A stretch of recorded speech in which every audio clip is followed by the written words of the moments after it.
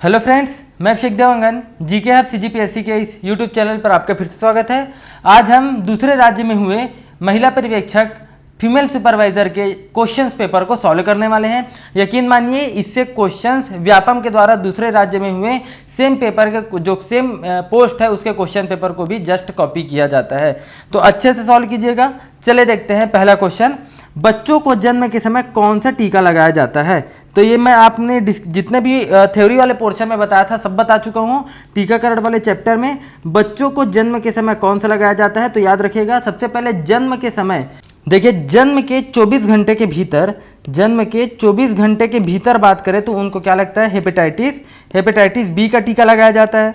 और जन्म के 28 दिन के भीतर, जन्म के 28 दिन के भीतर उनको लगाया जाता है बीसीजी का टीका लगाया जाता है, और इसकी क्वांटिटी होती है 0.05 ml। और अगर आप 28 दिन के अंतर नहीं लगवाए हैं तो 1 साल के भीतर लगवा सकते हैं। अब इसकी जो बीसीजी की क्वांटिटी रहेगी, जो टीका की क्वांटिटी रहेगी वो रहेगी 0.1 ml, ये बढ़ जाता है, जस्ट डबल हो जाता है।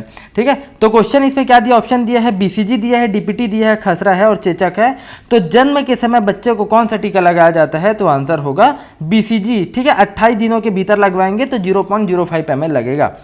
ठीक, दूसरा देखते हैं। चिकित्सकीय विधिक, पुलिस, काउंसलिंग, आसरा आदि सुविधाएं सरकार द्वारा एक ही केंद्र पर दी जाती है, ऐसे केंद्र का नाम क्या है? तो हम इसको दूसरे राज्य का सॉल्व कर रहे हैं। छत्तीसगढ़ में कोई भी गरिमा, अपराजिता, नारी, महिला ऐसी कोई भी केंद्र नहीं है। छत्तीसगढ़ में है वन, या इसको सखी वन सेंटर। छत्तीसगढ़ में क्या है, सखी वन सेंटर, सखी वन केंद्र है, जहां पर महिलाओं को चिकित्सकीय सुविधा, पुलिस, काउंसलिंग के लिए, वहां न्याय दिलाने के लिए बोल सकते हैं, और आश्रय देने के लिए, विधिक सुविधा, सभी प्रकार की सुविधाएं एक ही केंद्र पर दी जाती है छत्तीसगढ़ में। तो इसके लिए आंसर छत्तीसगढ़ में आंसर हो जाएगा सखी वन केंद्र। ठीक है, तो ये वाला तो खैर दूसरे राज्य का है, तो ये अपने लिए नहीं है। चलिए अगला देखते हैं। तीसरा है, आईसीडीएस कार्यक्रम कब शुरू किया गया? आईसीडीएस पता होगा आपको, बता चुका हूं। आईसीडीएस ये शुरू किया गया था 1975 में, 1975 में शुरू किया गया था, और डेट कब है, 2 अक्टूबर 1975 में शुरू किया गया था। ठीक है, integrated child development scheme, integrated child development scheme है। ठीक है, ये शुरू किया गया था 2 अक्टूबर 1975 को, और 33 विकास खंड में शुरू किया गया था। क्वेश्चन आया था पिछले बार जब हुआ था तो 33 विकास खंड में, और कितने आंगनबाड़ी केंद्र में आया था, तो याद रखिए 4991 आंगनबाड़ी केंद्र में इसको शुरू किया गया था आईसीडीएस परियोजना को। कौन से? 33 ब्लॉक और 4891 आंगनबाड़ी केंद्र में। तो क्वेश्चन क्या कर रहे हैं यहाँ पर, आईसीडीएस कार्यक्रम कब शुरू किया गया था, तो 1975 है। अगला है, निम्नलिखित में से कौन सी सेवा आईसीडीएस योजना के मतलब आईसीडीएस के लाभार्थियों को प्रदान नहीं की जाती? तो आपको पता है आईसीडीएस के द्वारा 6 प्रकार की सेवाएं दी जाती है।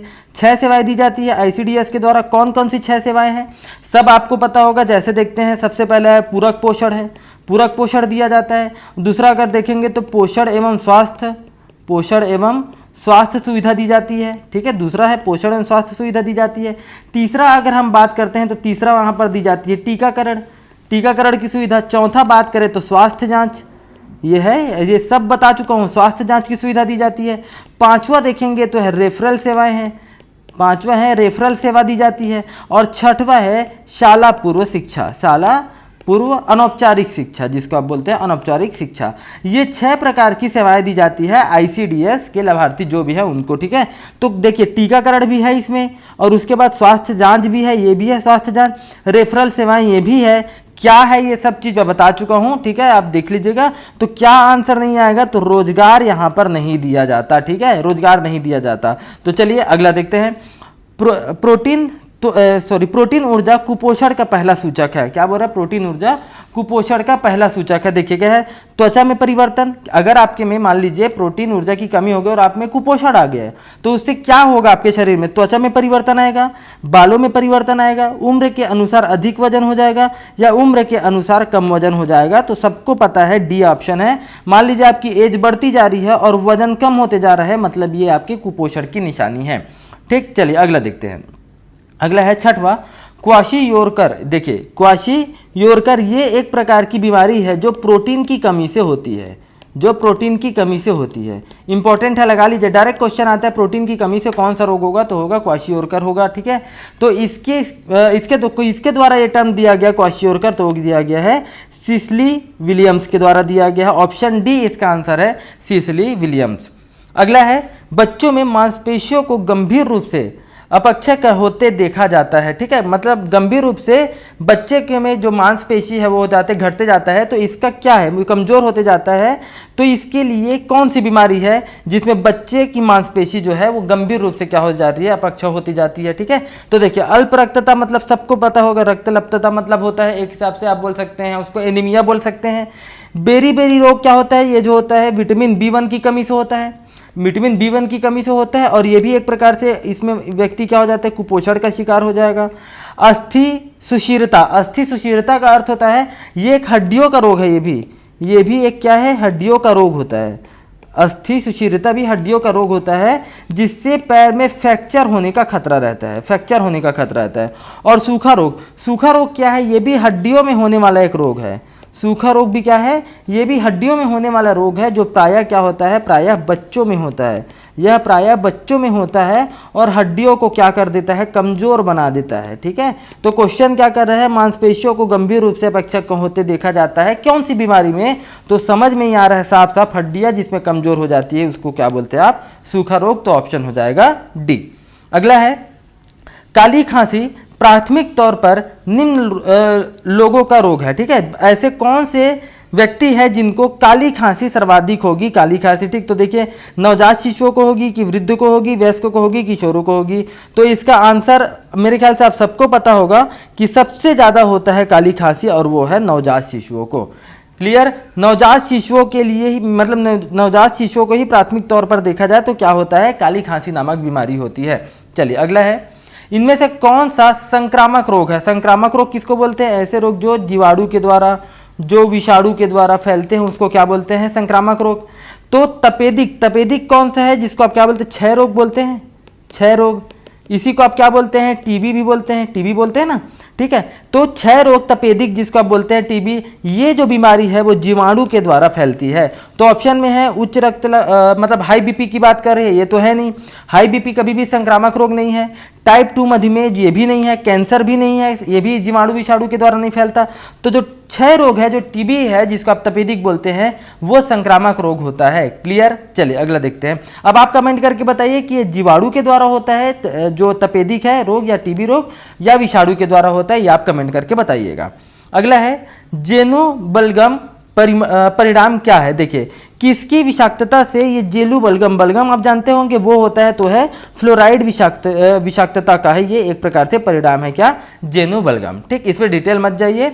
अगला देखते हैं, 11वां है, धात्री माता को पहले 6 महीने के दौरान, जो याद रखिए किसकी बात कर रहा है, प्रथम 6 महीने के दौरान कितनी अतिरिक्त ऊर्जा की आवश्यकता होती है। तो मैं आपको बता चुका हूं कितने अतिरिक्त ऊर्जा की इनको आवश्यकता होती है। तो धात्री माताओं को लगभग 550 से 600 होता है, लगभग 550 से 600 किलो कैलोरी अतिरिक्त ऊर्जा की आवश्यकता होती है। ऊर्जा की आवश्यकता होगी तो आंसर हो जाएगा, इसका आंसर है बी। चलिए अगला देखते हैं, गर्भवती महिलाओं के बीच मलती को कम किया जा सकता है इसके सेवन से। किसके सेवन से मलती को कम किया जा सकता है। और मलती का मतलब क्या होता है, मलती का अर्थ होता है बेचैनी, बेचैनी जिसकी वजह से उल्टियाँ आती है। उल्टियाँ आने में आपको लगता है ना कि कभी कभी बेचैनी लग रही है, उल्टी आ रही है, ये सब को क्या बोला जाता है, मलती बोला जाता है। तो जो गर्भवती महिलाएं हैं उसमें बेचैनी, देखिएगा बेचैनी आती है उनको, अधिकतर कई समय तक उनको बेचैनी लगती है, उनको उल्टियाँ इसी वजह से होती है, ठीक है। तो किसके सेवन से इसको कम किया जा सकता है बेचैनी को, तो वसा से भरपूर भोजन, स्वाभाविक सी बात है, वसा मतलब क्या है, तेल घी, तो इसको खाएंगे तब तो और उल्टियाँ होंगी। मसालेदार भोजन इसको भी खाएंगे, अधिक भोजन खाने से भी होता है। तो छोटे और लगातार भोजन, याद रखिएगा छोटे और लगातार, एक साथ भर के नहीं खाना है, एक साथ अगर भर के खाएंगे तब दिक्कत है, लगातार थोड़ा थोड़ा और छोटे मात्रा में उनको भोजन करना है। तो ऑप्शन है इसका सी। चलिए अगला है, इनमें से कौन सा एक संयुक्त टीका है? संयुक्त टीका मतलब एक साथ लगाया जाता है, तो इसका ऑप्शन है HIV है, HIV एक्चुअल में है ये, दूसरा है DPT है, तीसरा है HEPV है और दूसरा है वारिसेला है। तो इसका आंसर हो जाएगा बी। और DPT का पूरा नाम क्या है? डिप्थीरिया, पर्ट्यूटिस और टिटनेस। तो ये देखिए 3 प्रकार से डिप्थीरिया है, पर्ट्यूटिस है और टिटनेस है। संयुक्त टीका है ये, इसलिए इसका आंसर आ जाएगा DPT। अब है सबला योजना जो ICDS स्तर पर लागू हुई है, वह है, मैं बता चुका हूं, हर जितना मैं आपको बता रहा हूं जो दूसरे स्टेट में आया है वो हर एक चीज मैं आपको बता चुका हूं अपने इसमें। आप पूरा देख लीजिएगा, पोषण आहार वाला मेरा चैप्टर देख लीजिएगा, ICDS देख लीजिएगा, सब बता चुका हूं। इवन सबला योजना क्यों लाया गया था ये भी बता चुका हूं। और सबला योजना क्या बोल रहा है? ICDS स्तर पर लागू किया गया है। वो किन के लिए लाया गया है? तो बताया था मैं, पूरक पोषण आहार में आप देखते होंगे किशोरी शामिल नहीं है, तो किशोरियों को भी क्या करना था? रेडी टू ईट भोजन देना था, रेडी टू ईट भोजन देना था, तो रेडी टू ईट भोजन इनको देना था। इस वजह से सबला योजना की शुरुआत की गई थी। सबला योजना की शुरुआत की गई थी, मेनली किसके लिए की गई थी? किशोरियों के लिए किया गया था सबला योजना की शुरुआत। और वो भी कब किया गया था? ये है 1 अप्रैल 2011 को शुरू किया गया था। तो इनको रेडी टू ईट भोजन दिया जाएगा किशोरियों को इस योजना के अंतर्गत। तो क्वेश्चन आ रहा है, ये स्तर पर लागू है जो सबला योजना ICDS स्तर पर लागू है, वह किसके लिए है? तो ये है किशोरियों के लिए। क्लियर? चलिए अगला है लाल रक्त कणिकाएं या लाल रक्त कणिका, जिसको आप क्या बोलते हैं? RBC की जीवन अवधि। पहला, प्रोटीन ऊर्जा कुपोषण में बढ़ जाती है। अगर आपको कुपोषण होगा तो क्या RBC की जीवन अवधि बढ़ जाएगी क्या? नहीं, स्वाभाविक सी बात है, गलत है।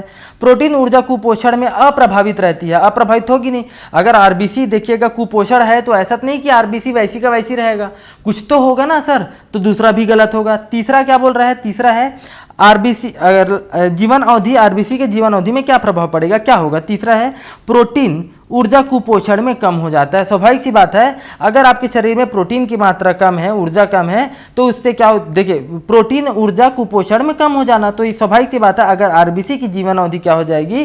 कम हो जाएगी, अगर आपके शरीर में कुपोषण है तो। क्लियर? तो ये है इसका आंसर सी। RBC की, मैं बोल सकते हैं लाल रक्त कणिका की जीवन अवधि प्रोटीन ऊर्जा कुपोषण में जो है वो कम हो जाती है। अगर आपको कुपोषण है तो स्वाभाविक सी बात है RBC की जो संख्या है वो कम हो जाएगी। क्लियर? और एक RBC की एक जीवन अवधि हम बोल सकते हैं कितने दिन का होता है? लगभग 120 दिन का होता है। चलिए अगला है, जिस संक्रमित मच्छर के काटने से मलेरिया मानव से मानव में फैलता है उसे क्या कहते हैं? ठीक है, वो क्या है? जिस संक्रमित मच्छर के काटने से मलेरिया मानव से मानव में फैलता है उसको क्या बोलते हैं? ठीक है, कौन सा मच्छर है वो? तो देखा जाए तो वो है मादा एनाफिलिस, जिसको आप बोलते हैं। कई बार क्वेश्चन आया है, मादा एनाफिलिस क्या है? इसी के काटने से ही मलेरिया होगा, मादा एनाफिलिस के काटने से ही मलेरिया होगा और यही मानव से मानव में फैलेगा। ठीक, चलिए अगला देखते हैं। हार्मोन जो स्तनों में एल्वियोली को उत्तेजित करता है, जिसके परिणाम स्वरूप दूध का उत्पादन होता है। तो कुल मिला के ये बोल रहा है, अगर कोई ऐसा लिख लीजिए, अगर कोई स्तनपान कराने वाली महिलाएं हैं, जो दूध पिलाने वाली महिलाएं हैं, स्तनपान कराने वाली महिला, उनमें जो है किस हार्मोन्स की वजह से उनमें दूध का उत्पादन होता है, मतलब दूध बनता है, तो वो याद रखिएगा, इंपॉर्टेंट है, बहुत इंपॉर्टेंट है, वो है ऑप्शन ए है प्रोलैक्टिन। इंपॉर्टेंट लगा लीजिए इसको, ये कई बार क्वेश्चन आया हुआ है। तो प्रोलैक्टिन हार्मोन्स की वजह से महिलाओं में क्या होता है? दूध बनता है। इंपॉर्टेंट है। ऑप्शन बी गलत है, सी गलत है और डी गलत है। अगला देखते हैं, गर्भावस्था के दौरान किस पोषक तत्व की आवश्यकता दुगनी हो जाती है? गर्भावस्था के दौरान किस पोषक तत्व की आवश्यकता दुगनी हो जाती है? समझिएगा, देखिए गर्भावस्था के दौरान एक देखा जाए, गर्भावस्था की बात करें, मैं पूरा बता दूं, समझिएगा। एक ऊर्जा उनको लगभग प्रोटीन जो है 300 कैलोरी की एक्स्ट्रा जरूरत होती है। समझ रहे हैं? 300 कैलोरी की एक्स्ट्रा जरूरत होती है गर्भवती महिला को, एक्स्ट्रा बोल रहा हूं, प्रतिदिन। प्रोटीन जो है लगभग 25 ग्राम एक्स्ट्रा जरूरत होती है किसी गर्भवती महिला को, 25 ग्राम। और कैल्शियम अगर हम बात करें तो 600 ग्राम कैल्शियम अतिरिक्त जरूरत होती है। 600 ग्राम कैल्शियम की अतिरिक्त, मैं क्या बोल रहा हूँ, ये सब अतिरिक्त है, अतिरिक्त बोल रहा हूं मैं, है ना। ये है प्रतिदिन के हिसाब से अतिरिक्त जरूरत होती है। अब बात करते हैं लौह तत्व। लौह तत्व जो है उनको लगभग 8 ग्राम प्रतिदिन एक्स्ट्रा जरूरत होती है। तो जो कि उनके डेली उनको लौह तत्व मिल रहा है, उनसे दुगनी एक्स्ट्रा उनको जरूरत हो जाती है गर्भावस्था के दौरान। और यही लौह तत्व जो है वो हीमोग्लोबिन के निर्माण में मदद करती है और इसी वजह से ब्लड सर्कुलेशन, जो ब्लड में जो ऑक्सीजन की मात्रा है वो आपके पूरे शरीर के मतलब शरीर में फ्लो होती है। ठीक है, तो लौह तत्व क्या करती है, शरीर में हीमोग्लोबिन के निर्माण में मदद करती है और गर्भावस्था के दौरान यही जो है दुगनी हो जाती है। आंसर है इसका ए। चलिए अगला है, कुछ सब्जियों में उपस्थित ऑक्जिलेट निम्न में से किसके अवशोषण में बाधक होता है। ठीक, तो इसको लगा लीजिएगा ऑक्जिलेट, तो ये आंसर आ जाएगा आपका ऑप्शन ए। इंपॉर्टेंट है ऑप्शन ए जो है वो है इसके लिए। कुछ सब्जियों में, पहली बात याद रखिएगा, सब्जियों में क्या पाया जाता है, ऑक्जिलेट नामक पदार्थ पाया जाता है कि तो यही लोहा के अवशोषण में क्या करता है, लौह मतलब लौह तत्व के अवशोषण में क्या करता है, ये बाधा उत्पन्न करता है। ठीक, चलिए अगला देखते हैं, ऊर्जा उत्पादन करने वाले 3 प्रमुख तत्व कौन सा है। इसको मैं इतना बार बताया हूं आप लोगों को, तो आप प्रोटीन देखते होंगे, ठीक है, कार्बनिक अकार्बनिक पदार्थ जो भी आप देखते होंगे, प्रोटीन आपको मैं बताया हूं किससे मिलता है, क्या मिलता है। तो आपके शरीर को जो ऊर्जा जो है, शरीर को ऊर्जा किससे मिलती है, शरीर को ऊर्जा केवल और केवल 3 चीज़ों से मिलती है, वो है कार्बोहाइड्रेट है, दूसरा है प्रोटीन है और तीसरा क्या है, लिपिड है, वसा है। ठीक, यही सी चीज़ों से ही क्या मिलती है आपको, शरीर को ऊर्जा मिलती है। कौन कौन सा, कार्बोहाइड्रेट, प्रोटीन और है वसा। तो कार्बोहाइड्रेट कहाँ है, देखिएगा कार्बोहाइड्रेट है, प्रोटीन यहाँ पर, ठीक है, तो कार्बोहाइड्रेट, प्रोटीन और वसा, तो आंसर आ जाएगा इसका सी। बाकी विटामिन से ये क्या करते हैं आप, ये इससे कभी भी ऊर्जा, विटामिन से, पानी से कभी भी आपके शरीर को ऊर्जा नहीं मिलेगी, खनिज पदार्थ से आपके शरीर को ऊर्जा नहीं मिलती। ठीक, चलिए अगला देखते हैं, इनमें से किसके निर्माण में लोहा एक आवश्यक तत्व है। अभी आपको बताया हूं लौह तत्व क्या करता है, हीमोग्लोबिन के निर्माण के लिए मतलब हीमोग्लोबिन के निर्माण में मदद करता है, जिसकी वजह से ऑक्सीजन जो है उसी रक्त के माध्यम से आपके शरीर में क्या होता है, सप्लाई होता है। तो इसका आंसर हो जाएगा ऑप्शन ए। ठीक है, चलिए अगला है, जिस पोषक तत्व के उच्च सेवन से उच्च रक्तचाप का खतरा बढ़ जाता है वो क्या है। कहने का मतलब अगर आपको हाई बीपी है, हाई बीपी की पेशेंट है, अगर आप क्या सेवन करते हैं चारों में से, फास्फोरस, पोटेशियम, सोडियम और सल्फर में से आप क्या सेवन करते हैं, तो किसी व्यक्ति को इसमें और हाई बीपी में और उसकी बीपी बढ़ जाती है और बीपी बढ़ जाएगी। तो स्वाभाविक सी बात है, अगर आप नमक का सेवन ज़्यादा करते हैं, कोई व्यक्ति, नमक मतलब सोडियम, सोडियम क्या है, NaCl है ना, सोडियम देखा जाए सोडियम क्लोराइड, तो अगर कोई सोडियम का सेवन करता है तो उसका जो बीपी है वो और बढ़ जाता है। इसलिए हाई बीपी वाले को कम शुगर, कम सोडियम मतलब कम नमक खाने की सलाह दी जाती है डॉक्टर के द्वारा। चलिए अगला देखते हैं, साबुत अनाज स्रोत होते हैं। साबुत अनाज जो है वो किसके स्रोत होते हैं, साबुत अनाज आपको पता है, अंकुरित अनाज, ये सब के सब विटामिन बी के होते हैं। इंपॉर्टेंट लगा लीजिएगा, विटामिन बी के होते हैं। विटामिन सी का सबसे अच्छा बोल जाए तो क्या, आंवला है, आंवला है, नींबू है, ये सब के सब इसके हैं। ठीक, तो विटामिन बी के सबसे अच्छे स्रोत क्या है आपके, साबुत अनाज, अंकुरित अनाज, ये है। अगला है, गर्भावस्था के दौरान लौह तत्व की प्रस्तावित आहारित मात्रा क्या होती है। गर्भावस्था के दौरान लौह तत्व की प्रस्तावित मात्रा कितनी होती है, बोल रहा है कि इसकी आपकी लौह तत्व की प्रस्तावित आहारीय मात्रा कितनी होती है। तो याद रखिएगा इसका आंसर हो जाएगा, आंसर ए हो जाएगा। ठीक, लेकिन इसमें देखिएगा आपका आंसर लिया गया था, इसमें आंसर लिया गया था, आप देख लीजिएगा इसको, थोड़ा सा मैं डाउट है इसमें भी मेरे को, 30 मिलीग्राम इसका आंसर लिया गया है प्रतिदिन। मतलब एक लौह तत्व अगर एक्स्ट्रा कितनी जरूरत पड़ती है प्रतिदिन गर्भवती महिला को गर्भावस्था के दौरान, तो उसमें आंसर लिया गया था प्रतिदिन 30 मिलीग्राम प्रतिदिन के हिसाब से। लेकिन इसको मैं और आप क्लियर करके बता दूंगा क्या है, लेकिन अभी आप जो आंसर लिया गया था अदर स्टेट में उसी को लगाइए, आंसर लगाइए आप बी। चलिए अगला देखते हैं, गर्भावस्था में औसतन वजन में कितनी बढ़ोतरी होती है। मैं बता चुका हूं, इसको भी बता चुका हूं आपको मैं, औसतन वजन में 10 से 12 ग्राम की वृद्धि होती है, 10 से 12 किलोग्राम की, और लगभग 12 से 20 किलोग्राम अगर औसतन वृद्धि हो रही है, मतलब जुड़वा बच्चे हैं ऐसा कहा जाता है। ठीक है, एक महिला की वेट अगर मान लीजिए, महिला का वजन अगर गर्भावस्था से पहले 50 kg का है, तो गर्भावस्था के दौरान उसका औसतन वेट हो जाता है 60 से 62, ऐसा मानते हैं। ठीक है, ऐसा मानते हैं। तो ऑप्शन क्या है इसका, ऑप्शन सी है। 27वां है, गर्भवती महिलाओं में कब्ज का उपचार करने से, मतलब किनके सेवन से किया जा सकता है कब्ज का उपचार। ठीक है, जो गर्भवती महिलाएं हैं उनमें कब्ज का उपचार किनके सेवन से किया जा सकता है। तो अभी सेम तो पढ़े थे लगभग, केवल तरल पदार्थ से क्या हो सकता है, क्या ये नहीं, प्रचुर मात्रा में सब्जियां, फल और तरल पदार्थ खा के। तीसरा है वसायुक्त खाद्य पदार्थ, तो गलती है, स्टार्च युक्त खाद्य पदार्थ, ये भी गलत है। तो प्रचुर मात्रा में अगर वो सब्जियां खाएंगी, फल खाएंगी, तरल पदार्थ लेंगी, तब क्या हो गया, को कब्ज की जो प्रॉब्लम है उससे, मतलब एक प्रकार से उनके सेवन करने से कब्ज का जो प्रॉब्लम है वो दूर हो जाएगा। तो ऑप्शन है इसका ऑप्शन बी। क्लियर। चलिए अगला है, गर्भावस्था में गर्भाशय का आकार बढ़ने से क्या होता है। गर्भावस्था में जैसे जैसे गर्भाशय का आकार मतलब मान लीजिए पेट का आकार बढ़ रहा है, तो पेट का आकार बढ़ने से याद रखिएगा, मैं बता रहा हूं, ठीक है, पेट का आकार बढ़ने से जलन और एसिडिटी की समस्या होती है। जलन और एसिडिटी की समस्या होती है अगर पेट का आकार बढ़ता है तो। अगर गर्भावस्था के दौरान पेट का आकार बढ़ रहा है तो जलन और एसिडिटी की, गैस की दिक्कत होने लगती है। ठीक, चले अगला है 29वां है, छोटी चेचक से बचाव के लिए प्रस्तावित टीका कौन सा है।